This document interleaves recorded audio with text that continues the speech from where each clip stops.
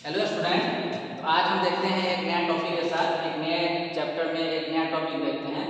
और वो नया टॉपिक है जेई और जेई एडवांस और नीट के प्रोस्पेक्टिव से आप लोग के लिए बहुत ही ज़्यादा यूजफुल होने वाला है। बहुत ही ज़्यादा ये आप लोग को ज़रूरत होगा इस सब्जेक्ट में।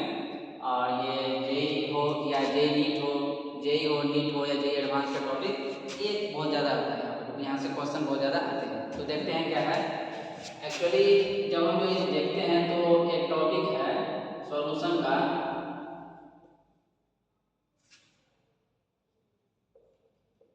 राउल्स लॉ, ठीक है। सॉल्यूशन का एक टॉपिक है राउल्स लॉ। सबसे पहले देखिए राउल्स लॉ होता क्या है। तो राउल्स लॉ को पढ़ने से पहले देखते हैं जो सब्सटेंस होता है, जो सब्सटेंस है, ये जो सब्सटेंस लिए हम, ये सब्सटेंस वोलेटाइल और नॉन वोलेटाइल दो तरह का सब्सटेंस होता है, ठीक है। एक सब्सटेंस होता है वोलेटाइल, एक सब्सटेंस होता है वोलेटाइल और एक होता है नॉन वोलेटाइल, नॉन वोलेटाइल, ठीक है। अब ये समझते हैं होता क्या है। जो ये सब्सटेंस की है वोलेटाइल, वोलेटाइल सब्सटेंस कहने का मतलब ये हो गया एक ऐसा सब्सटेंस जिसका वेपर प्रेशर बनेगा, ठीक है। एक ऐसा सब्सटेंस जिसका वेपर प्रेशर क्रिएट होगा। मतलब यहाँ पे यदि हम कहें वेपर प्रेशर, इसका होगा वेपर प्रेशर जीरो नहीं होगा। वोलेटाइल सब्सटेंस का मतलब ऐसा सब्सटेंस होता है the substance which have the tendency to evaporate, ठीक है।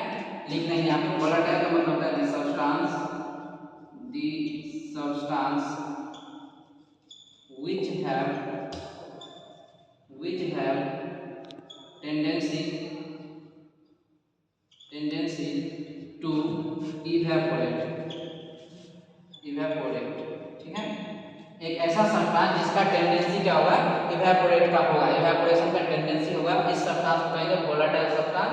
और बताइए इसका एग्जांपल की बात करें तो एग्जांपल हम ले सकते हैं, सबसे बेस्ट एग्जांपल हो गया H2O, सबसे बेस्ट एग्जांपल क्या होगा वाटर। और क्या कह सकते हैं इथेनॉल, ये सब क्या है वोलेटाइल सब्सटेंस का एग्जांपल। सेकंड करके क्या है non volatile. Non volatile substance का मतलब होगा vapour pressure zero, vapour pressure यहाँ पे जीरो नहीं था, यहाँ पे वेपर प्रेशर जो होगा जीरो होगा। वेपर प्रेशर जीरो होने का मतलब हो गया एक ऐसा सब्सटेंस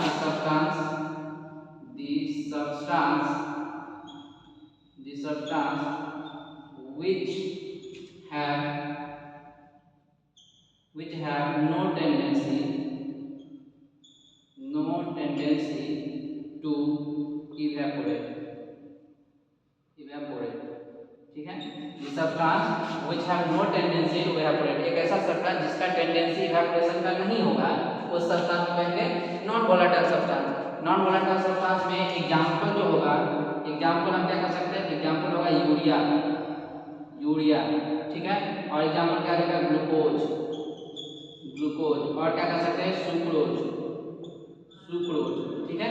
ये सब कुछ सब्सटेंसेस हैं जिसका वेपर प्रेशर जीरो नहीं होगा, ठीक है। वेपर प्रेशर जीरो नहीं होगा। नॉन वोलेटाइल सब्सटेंस मतलब हो गया एक ऐसा सब्सटेंस जिसका टेंडेंसी इवेपोरेशन का नहीं होगा। यदि इवेपोरेशन नहीं होगा तो वेपर प्रेशर क्रिएट नहीं होगा, और वेपर प्रेशर क्रिएट नहीं होगा तो वेपर प्रेशर जीरो नहीं होगा, ठीक है।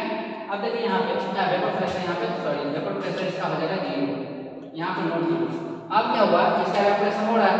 अब हम देखते हैं राउल्स लॉ को, यहाँ से इसी कंसेप्ट को आगे बढ़ा के देखते हैं क्या जो राउल्स लॉ किस तरह से दिखाया जाता है।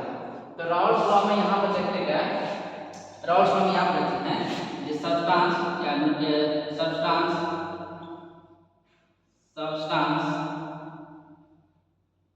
containing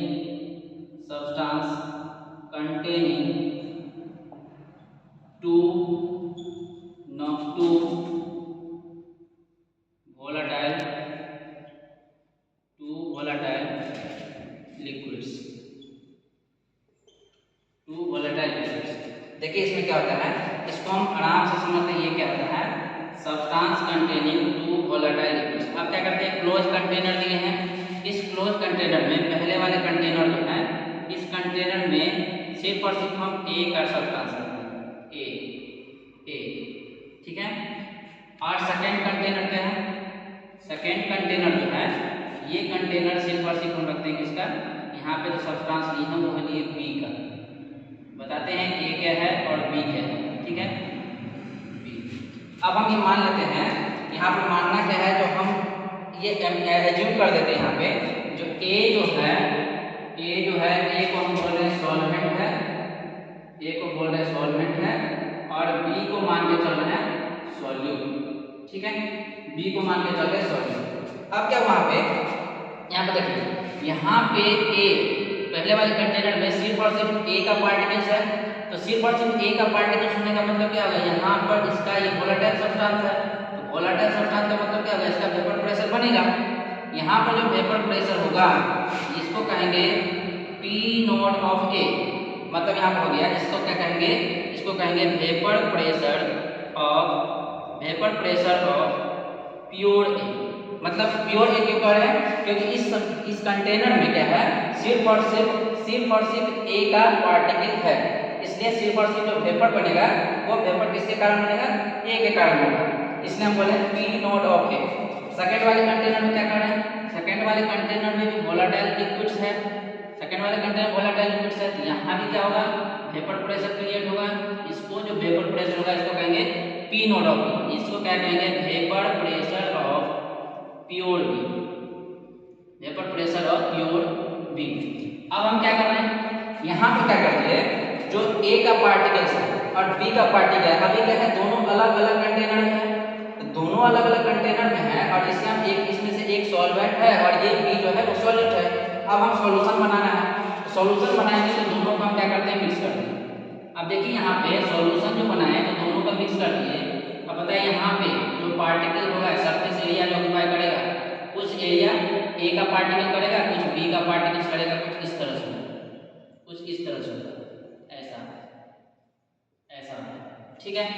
अब देखिए यहाँ पे जो यहाँ पे दोनों का दोनों ए और बी दोनों क्या था, वोलेटाइल सब्सटेंस था, तो वोलेटाइल सब्सटेंस आने का मतलब क्या हो गया, यहाँ पे जो प्रेशर होगा ए के कारण भी वेपर प्रेशर बनेगा और बी के कारण भी वेपर प्रेशर क्रिएट होगा। तो यहाँ पे क्या हुआ, जो यहाँ पे वेपर प्रेशर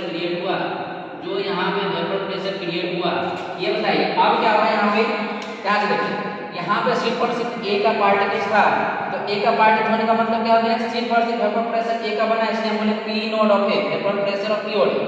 सेकंड वाले में क्या हो गया, vapour pressure of pure B, क्योंकि सिर्फ और सिर्फ बी का पार्टिकल ही प्रेजेंट है, लेकिन सॉल्यूशन जब बना तो सॉल्यूशन में ए का पार्टिकल्स भी है, बी का पार्टिकल्स भी है, मतलब सॉल्यूट भी है और सॉल्वेंट भी है, और दोनों का दोनों क्या है, वोलेटाइल है। यदि दोनों का दोनों वोलेटाइल होगा, इसका वेपर प्रेशर क्रिएट होगा।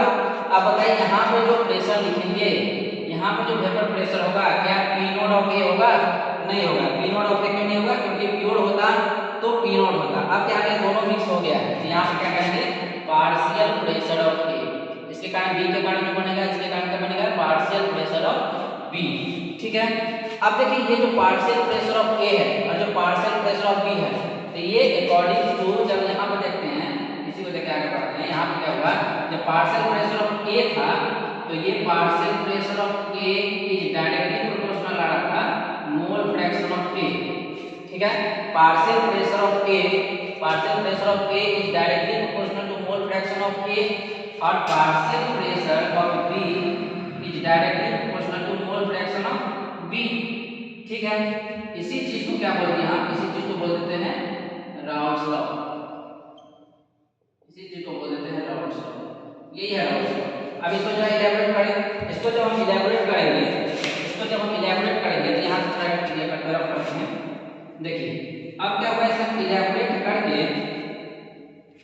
इस चीज को इलैबोरेट करके आप देखते हैं पी नोट पर P of A is directly proportional to mole fraction of A, यहाँ पे P of A directly proportional to mole fraction of A, ये है डायरेक्टली प्रोपोर्शनल का साइन हटाएंगे तो क्या आएगा, P of A is equals to यहाँ पर क्या लिखेंगे बताइए, यहाँ पर लिख सकते हैं कांस्टेंट लगा दे, ठीक है, कांस्टेंट के मोल फ्रैक्शन ऑफ ए, और इसी तरह से यहाँ पर क्या होगा, P of B is equals to क्या आएगा, कांस्टेंट के और मोल फ्रैक्शन ऑफ बी। अब के का वैल्यू क्या होगा, के का वैल्यू यदि फाइंड आउट करना है तो मान लेते हैं, लेट अस कंसीडर प्योर ए, पहले वाले में कंसीडर कर लें प्योर ए। यदि ये प्योर ए हुआ तो यहाँ पर ये क्या हो जाएगा, यदि यहाँ पर प्योर ए होगा तो बताइए यहाँ पे क्या हो जाएगा, इसको हम क्या लिखेंगे, और यहाँ पे प्योर ए का मोल फ्रैक्शन कितना, मतलब इसमें बी प्रेजेंट नहीं है, बी प्रेजेंट नहीं है जिसका मतलब मोल फ्रैक्शन ऑफ ए कितना हो गया, 1 हो गया। तो के का वैल्यू कितना हो गया, पी नोट ऑफ ए, के का वैल्यू कितना हो गया, पी नोट ऑफ ए। और ये के का वैल्यू पुट कर देंगे अब यहाँ पे, तो क्या हो जाएगा बताइए जरा, क्या हो जाएगा, P of A partial pressure of A will be equals to P naught of A mole fraction of A, ऐसा हो जाएगा। ठीक है, इसी तरह से हम बी के लिए कर सकते हैं। इसी तरह बी के लिए क्या कहेंगे, देखिए जरा बी के लिए क्या है यहाँ पे, P ऑफ B, तो partial pressure of B is equals to some constant K mole fraction of B। अब हम यहाँ भी कंसीडर कर देते हैं, let us consider pure B। यदि ये प्योर B कंसीडर कर लिए तो बताइए ये जो P ऑफ B है ये क्या हो जाएगा, ये हो जाएगा P naught of B is equals to constant K। और यहाँ बताइए यदि प्योर B होगा तो क्या मोल फ्रैक्शन ऑफ A यहाँ पे होगा, नहीं होगा, सिर्फ और सिर्फ क्या होगा, मोल फ्रैक्शन B का 1, यहाँ से K इक्वल्स टू क्या हो जाएगा, P नोट ऑफ B। ठीक है, यहाँ पे ये K का वैल्यू इसमें पुट कर दिए तो क्या हो जाएगा, partial pressure of B is equals to K का वैल्यू क्या हो जाएगा, P naught of B mole fraction of B। ये हो जाएगा पार्शियल प्रेशर ऑफ B और ये हो जाएगा पार्शियल प्रेशर ऑफ A। अब इसी चीज को यदि हमको टोटल प्रेशर के टर्म में लिखना हो तो टोटल प्रेशर के टर्म में क्या लिख सकते हैं बताइए जरा, P of P total vapour pressure will be equals to, अच्छा डाल्टन्स लॉ याद है, डाल्टन्स लॉ क्या आता है, partial total vapour pressure will be equals to sum of their partial pressure. ठीक है, जो टोटल वेपर प्रेशर होगा वो किसके बराबर होगा, सम ऑफ देयर पार्शियल प्रेशर। तो P of A plus P of B, P of A का वैल्यू क्या आ रहा है, P नोट ऑफ A, यहाँ पर रख दीजिए, P total will be equals to क्या आ जाएगा, P naught of A mole fraction of A plus P naught of B mole fraction of B। This is the total vapour pressure of the solution. ठीक है, ये क्या हो गया, किसी भी सॉल्यूशन का टोटल वेपर प्रेशर कैसे निकालते हैं, ये कहाँ से आ रहा है, यहाँ पे लिख देंगे from Dalton's law of partial pressure from Dalton's law of partial pressure. ठीक है, Dalton's law of partial pressure के अकॉर्डिंग टोटल प्रेशर जो होगा वो सम ऑफ देयर पार्शियल प्रेशर के बराबर होगा। तो P टोटल हो जाएगा PA कितना है, P note A mole fraction of A और PV कितना है, P note B mole fraction of B। This is the total vapour pressure of this solution. ठीक है, यहाँ तक क्लियर है। इसमें किसी तरह का डाउट है, किसी तरह का डाउट होगा तो आप लोग पूछ सकते हैं। ठीक है, ठीक है ना, समझ में आ गया ना, समझ में आ गया, आगे बढ़े। ठीक है, आगे बढ़ते हैं। किसी का डाउट है तो भी पूछ सकते हैं, किसी को कुछ पूछना है नहीं, आगे बढ़े। चलिए ठीक है, आगे बढ़ते। अब देखिए यहाँ से इसी डेरिवेशन को आगे बढ़ा के यहाँ से क्या होता है, क्वालिटेटिव प्रॉपर्टी पे आते हैं। क्वालिटेटिव प्रॉपर्टी, एक बात और सुन लीजिए, क्वालिटेटिव प्रॉपर्टी जब पढ़ेंगे तो क्वालिटेटिव प्रॉपर्टी को पहले समझिए होता क्या है। क्वालिटेटिव प्रॉपर्टी एक ऐसा प्रॉपर्टी होता है जो सिर्फ और सिर्फ नंबर ऑफ सॉलिड पार्टिकल पर डिपेंड करता है। क्वालिटेटिव प्रॉपर्टी का मतलब हो गया which only depends upon number of solid particles. उसे क्या है, इसे नेचर ऑफ सॉलिड से, नेचर ऑफ सॉल्वेंट से, प्रेशर से, टेम्परेचर से, वॉल्यूम से कोई मतलब नहीं है उसे।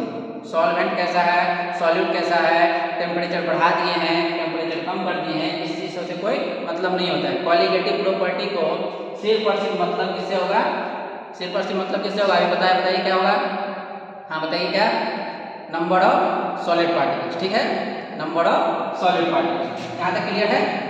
तो क्वालिटेटिव प्रॉपर्टी यहाँ से आप कर सकते हैं ना, और यहाँ की ना। ठीक है, आगे बढ़ते हैं।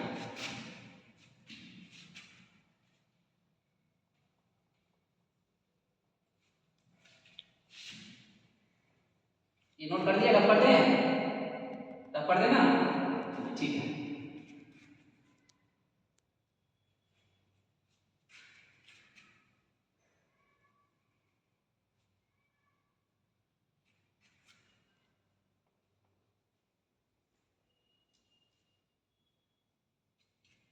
ठीक है, यहाँ तक समझ में आ गया। क्वालिटेटिव प्रॉपर्टी पे आगे बढ़े। ठीक है, बढ़ते हैं आप।